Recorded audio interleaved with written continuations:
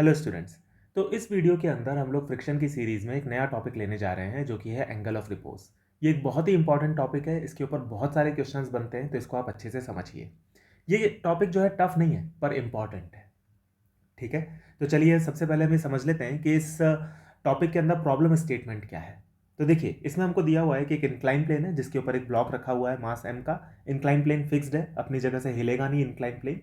और ब्लॉक और incline plane के बीच में जो कोफिशिएंट ऑफ फ्रिक्शन है वो आपको दिया हुआ है म्यू। ठीक है, तो आपको म्यू कोफिशिएंट ऑफ फ्रिक्शन इसके अंदर गिवन है। अब हम करते क्या है कि इंक्लाइन प्लेन का एंगल धीरे धीरे इंक्रीज करते हैं स्टार्टिंग फ्रॉम जीरो। तो आप इमेजिन करो कि ये ब्लॉक जो है एक इंक्लाइन प्लेन पे रखा हुआ है। इनिशियली वो फ्लैट था मान लो, और आप एंगल ऑफ इंक्लिनेशन को धीरे धीरे इंक्रीज कर रहे हो।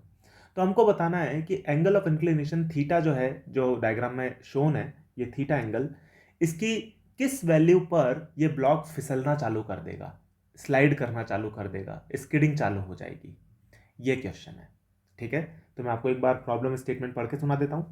If angle of inclination of the incline plane is gradually increased, then find theta at which the block will start sliding. हमको वो वाला पर्टिकुलर थीटा निकालना है जिस पर ब्लॉक स्लाइड करना चालू कर देगा। ठीक है, ये क्वेश्चन है। तो मान लेते हैं कि वो थीटा जो है वो थीटा आर है, जिसको हम लोग एंगल ऑफ रिपोज बोल रहे हैं। तो हमको थीटा की वो वैल्यू निकालनी है जो कि थीटा आर के बराबर होगी, जिस पर ब्लॉक स्लाइडिंग करना चालू कर देगा। ठीक है, तो एक बार आप खुद से ट्राई कर लीजिए क्वेश्चन को, फिर उसके बाद में आप मेरे सॉल्यूशन को देखिए। और इस क्वेश्चन से जो कंक्लूजन्स हमारे पास में निकलेंगे वो काफ़ी इंपॉर्टेंट कंक्लूजन्स हैं। इसके ऊपर कुछ एडवांस क्वेश्चंस बनते हैं। तो कंक्लूजन्स वगैरह सब सिंपल है इस वीडियो में, लेकिन इसके ऊपर जो एडवांस क्वेश्चन बनते हैं उसमें अगर आप इस रिजल्ट को डायरेक्टली यूज़ करना जानते हैं तो वो एडवांस क्वेश्चंस आपसे ईजिली सॉल्व हो जाएंगे। आने वाले वीडियोज़ में मैंने कुछ इस तरीके के एडवांस्ड क्वेश्चंस को लिया हुआ है, तो आप उनको भी अच्छे से समझिएगा। और सारे के सारे वीडियोज़ के लिंक आपको प्लेलिस्ट जो बनाई है मैंने वो आपको डिस्क्रिप्शन के अंदर मिल जाएगी। तो चलिए हम सॉल्व करते हैं। देखिए, सबसे पहला स्टेप है फ्री बॉडी डायग्राम बनाना। तो हम फ्री बॉडी डायग्राम बना लेते हैं। इधर की तरफ आ रहा होगा नॉर्मल, इधर की तरफ आ रहा होगा एम जी कॉस थीटा, ऐसे आ रहा होगा एम जी साइन थीटा, और पीछे की डायरेक्शन में आ रहा होगा फ्रिक्शन, जो कि इस ब्लॉक को रोक के रखने की कोशिश करेगा। एम जी साइन थीटा चलाने की कोशिश करेगा। अब हमें क्या करना है, ब्लॉक को चलाना है। तो ब्लॉक चलेगा कब? ब्लॉक चलेगा तब जब चलाने वाला जो फोर्स है यानी कि एम जी साइन थीटा वो ग्रेटर देन हो जाए रोक के रखने वाला जो फोर्स फ्रिक्शन है उसकी मैक्सिमम वैल्यू से भी। यानी कि चलाने वाला जो फोर्स है वो अगर रोक के रखने वाला जो फोर्स है उसकी मैक्सिमम वैल्यू से भी ज्यादा हो गया तो ब्लॉक चल जाएगा। तो ये हमारे पास में फंडामेंटल इक्वेशन बन गई। ठीक है, ये बेसिक इक्वेशन है, इसके बेसिस पे क्वेश्चन सॉल्व हो जाएगा। ठीक है, अब हम ये लिख लेते हैं कि फ्रिक्शन जो फोर्स है उसकी मैक्सिमम वैल्यू कितनी होगी। हमको पता है फ्रिक्शन यहाँ पे स्टैटिक ही होगा, या फिर फ्रिक्शन जब तक ब्लॉक चल नहीं रहा तब तक तो फ्रिक्शन स्टैटिक ही होगा, और जब ब्लॉक चलना चालू कर देगा तब फ्रिक्शन काइनेटिक होगा। और ब्लॉक चलना कब चालू करेगा? जब वो फ्रिक्शन की जो स्टैटिक वैल्यू है उसकी जो लिमिटिंग वैल्यू है उससे भी ज़्यादा हो जाए। फ्रिक्शन की जो स्टैटिक फ्रिक्शन की लिमिटिंग वैल्यू है उससे भी ज़्यादा अगर अप्लाइड फोर्स हो गया यानी कि एम जी साइन थीटा हो गया तो ब्लॉक चलना चालू कर देगा। और देखो यहाँ पे आप ये देख सकते हो कि जैसे जैसे आप थीटा को बढ़ाओगे तो एम जी साइन थीटा बढ़ता चला जाएगा। तो यानी कि ब्लॉक के चलने की टेंडेंसी बढ़ती चली जाएगी, है कि नहीं? तो फ्रिक्शन की अपन मैक्सिमम वैल्यू निकाल लेते हैं। फ्रिक्शन की मैक्सिमम वैल्यू होगी म्यू एन, और एन इसके अंदर कंटिन्यूसली वेरिएबल रहेगा क्योंकि आप एंगल चेंज कर रहे हो। तो एम जी कॉस थीटा चेंज होगा, एम जी कॉस थीटा चेंज होगा तो एन चेंज होगा। हमको पता है थीटा को अगर बढ़ाते हैं तो साइन थीटा बढ़ता है, कॉस थीटा घटता है। तो यानी कि एम जी साइन थीटा तो बढ़ता चला जाएगा और नॉर्मल जो है वो कंटिन्यूसली कम होता चला जाएगा। तो फ्रिक्शन की जो लिमिटिंग वैल्यू है वो कम होती चली जाएगी। तो एक पॉइंट ऐसा आएगा कि एम जी साइन थीटा म्यू एन से ज़्यादा हो जाएगा, और जैसे ही ऐसा होगा तो ब्लॉक चलना चालू कर देगा। ठीक है, और यहाँ पर नॉर्मल की इंस्टेंटेनियस वैल्यू क्या होगी? एम जी कॉस थीटा होगी। तो ये बन जाएगा एम जी कॉस थीटा। ये हो गई दूसरी इक्वेशन, और क्वेश्चन सॉल्व हो गया।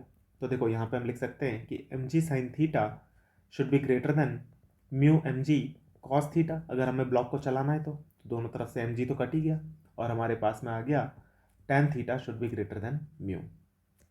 अब ये रिजल्ट जो हमारे पास में आया है इसको हम समझेंगे कैसे, ये समझना इंपॉर्टेंट है। तो देखो, इनइक्वालिटी को अगर आप बोल करके देखें हमेशा तो आपको उसकी ज़्यादा अंडरस्टैंडिंग मिलती है। तो हम इसको बोल करके समझते हैं। तो देखो, इसका मतलब क्या है? Tan theta greater than mu. Tan theta greater than mu का मतलब यह है कि अगर आप थीटा की वैल्यू ऐसी लेंगे जो कि टेन इनवर्स म्यू से ज़्यादा होगी, या फिर टेन थीटा अगर ग्रेटर देन म्यू होगा तो ये ब्लॉक चलना चालू कर देगा। अगर आप टेन थीटा की वैल्यू लेस देन म्यू लेंगे तो ये ब्लॉक चलेगा नहीं। अगर आप टेन थीटा की वैल्यू इक्वल टू म्यू भी ले लेंगे तो भी ये ब्लॉक नहीं चलेगा। tan theta equal to mu ले लेंगे तो फ्रिक्शन अपनी लिमिटिंग वैल्यू पे आ जाएगा, लेकिन उस पॉइंट पे भी ब्लॉक नहीं चलेगा। tan थीटा की वैल्यू आप म्यू से थोड़ी सी भी ज़्यादा ले लेंगे तो ब्लॉक चलना चालू कर देगा। ये इसका मीनिंग है। तो चलिए अब हम इन जो हमने अभी तक इसमें कैलकुलेशंस की हैं उनको अब हम केस बाय केस समराइज कर लेते हैं। तो केस वन क्या है? केस वन है कि if theta is greater than tan inverse mu, अगर थीटा की वैल्यू tan इनवर्स म्यू से ज़्यादा है तो क्या होगा? तो ब्लॉक चलेगा, ब्लॉक विल मूव, ब्लॉक चलेगा। दूसरा कंक्लूजन हम यहाँ पे लिख सकते हैं कि जो फ्रिक्शन होगा फिर वो काइनेटिक फ्रिक्शन होगा, friction will B kinetic, friction जो होगा वो काइनेटिक होगा। और फ्रिक्शन की वैल्यू कितनी होगी? फ्रिक्शन की जो वैल्यू होगी वो होगी म्यू एन, और एन की वैल्यू होगी एम जी कॉस थीटा, तो ये हो जाएगा mu M G cos theta. यहाँ पर हम मान के चल रहे हैं कि जो कोफिशिएंट ऑफ फ्रिक्शन है ये स्टैटिक और काइनेटिक के लिए सेम है। अगर हमें क्वेश्चन के अंदर काइनेटिक फ्रिक्शन कोफिशिएंट अलग से दिया हुआ है तो फिर हम म्यू की जगह पे म्यू के लिख देंगे, तो फिर ये वैल्यू हो जाएगी म्यू के इंटू एम जी कॉस थीटा। पर क्योंकि यहाँ पे हमको एक ही कोफिशिएंट ऑफ फ्रिक्शन दिया हुआ है तो हम मान के चल रहे हैं कि म्यू के और म्यू एस यानी कि कोफिशिएंट ऑफ काइनेटिक फ्रिक्शन और कोफिशिएंट ऑफ स्टैटिक फ्रिक्शन बराबर है। तो हमारे पास में ये रिजल्ट्स आ गए। ठीक है, तो मैं होप कर रहा हूँ आपको ये रिजल्ट्स क्लियर हो गए होंगे। अब नेक्स्ट केस बनता है केस टू कि म्यू जो है, देखो यहाँ पे थीटा जो है वो tan इनवर्स म्यू से ज़्यादा था। नेक्स्ट केस बनता है कि थीटा जो है वो लेस देन और इक्वल टू है tan इनवर्स म्यू से। ठीक है, थीटा जो है वो लेस देन और equal to tan inverse mu है। अगर ये केस होता है तो क्या होगा? तो हमको पता है कि ब्लॉक नहीं चलेगा, block will not move, block जो है वो नहीं चलेगा। ठीक है, अगर थीटा लेस देन और equal to tan inverse mu है तो ब्लॉक नहीं चलेगा। फ्रिक्शन कैसा होगा? Friction will be static, friction will be static. ठीक है, फ्रिक्शन स्टैटिक होगा, block will not move, friction will be static. और फ्रिक्शन की वैल्यू कितनी होगी? हमको पता है फ्रिक्शन अगर स्टैटिक होता है तो उसकी वैल्यू कितनी होती है? अप्लाइड फोर्स के बराबर होती है, और अप्लाइड फोर्स कितना है? एम जी साइन थीटा है। तो फ्रिक्शन की वैल्यू एम जी साइन थीटा ही हो जाएगी। ये चीज़ में स्टूडेंट्स अक्सर गलती करते हैं, वो फ्रिक्शन की वैल्यू म्यू एन ले लेते हैं, mu M G cos theta, लेकिन वो नहीं होगी। फिर क्योंकि जब ब्लॉक रुका हुआ है तो फ्रिक्शन जब स्टैटिक होगा तो फ्रिक्शन की वैल्यू उतनी होगी जितना कि अप्लाइड फोर्स है, और अप्लाइड फोर्स कितना है? एम जी साइन थीटा है। तो इस पर्टिकुलर केस के अंदर जो फ्रिक्शन की वैल्यू होगी वो एम जी साइन थीटा के बराबर होगी। ठीक है, तो ये एक इंपॉर्टेंट कंक्लूजन है।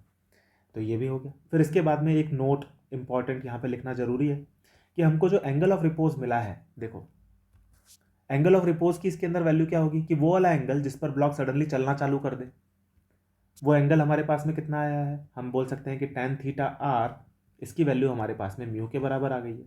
जब tan थीटा आर यानी कि थीटा आर की वैल्यू कितनी हो जाएगी? tan inverse mu.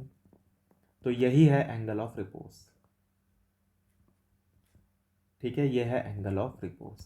तो ये हमारे पास में कंक्लूजन आ गया, एंगल ऑफ रिपोज हमने कैलकुलेट कर दिया। यानी कि जब हम इस एंगल पे पहुंच जाएंगे तो ब्लॉक चलने की कगार पर आ जाएगा, the block will come on the verge of moving, और इससे थोड़ी सी भी आप बड़ी वैल्यू ले लोगे तो ब्लॉक चलना चालू कर देगा। तो इस एंगल को कहा जाता है एंगल ऑफ रिपोज। ठीक है, दूसरा कंक्लूजन ये है कि जो एंगल ऑफ रिपोज है ये ब्लॉक के मास से इंडिपेंडेंट है। देखो यहाँ पे मास की कोई टर्म नहीं आ रही है, ब्लॉक के मास से इंडिपेंडेंट है। तो हम यहाँ पे बोल सकते हैं कि theta R is independent of the mass of the block. ठीक है, ये ब्लॉक के मास से इंडिपेंडेंट है। तो ये एक बहुत इंपॉर्टेंट कंक्लूजन है कि थीटा आर जो है वो ब्लॉक के मास से इंडिपेंडेंट है। यानी कि आप ब्लॉक को हल्का लो चाहे भारी लो, अगर आप दो ब्लॉक रख देते हो, एक हल्का और एक भारी, और कोफिशिएंट ऑफ फ्रिक्शन उन दोनों ब्लॉक्स और सरफेस के बीच में यानी इंक्लाइन प्लेन के बीच में सेम है, तो सेम एंगल पे दोनों चलना चालू कर देंगे। कितनी कमाल की बात है। तो हल्का और भारी से फर्क नहीं पड़ेगा, ये जो एंगल ऑफ रिपोज है ये मास ऑफ द ब्लॉक से इंडिपेंडेंट है। कितनी कमाल की बात है। तो ये इंपॉर्टेंट कंक्लूजन्स हैं स्टूडेंट्स, जो कि आपको याद भी होने चाहिए। हालांकि इसका डेरिवेशन बहुत ईजी है, लेकिन तब भी आपको अगर ये याद है तो जो कॉम्प्लेक्स क्वेश्चंस बनते हैं इसके ऊपर, जो कि मैं आने वाले वीडियोस में लूँगा, वो आपको आसानी से समझ में आएंगे, क्योंकि इन रिजल्ट्स को मैं वहाँ पे यूज़ करूँगा डायरेक्टली। ठीक है स्टूडेंट्स, तो मैं होप कर रहा हूँ कि आपको एंगल ऑफ रिपोज की कंप्लीट अंडरस्टैंडिंग बन गई होगी। इसको आप एक बार अच्छे से समझ लीजिए, और फिर जो हम क्वेश्चंस लेंगे आने वाले वीडियोज़ में उनको आप अच्छे से ठीक से समझ करके सॉल्व कीजिए। ठीक है स्टूडेंट्स, तो हम लोग मिलेंगे आने वाले वीडियोज़ में नए कंसेप्ट्स और नए प्रॉब्लम्स के साथ। Thank you.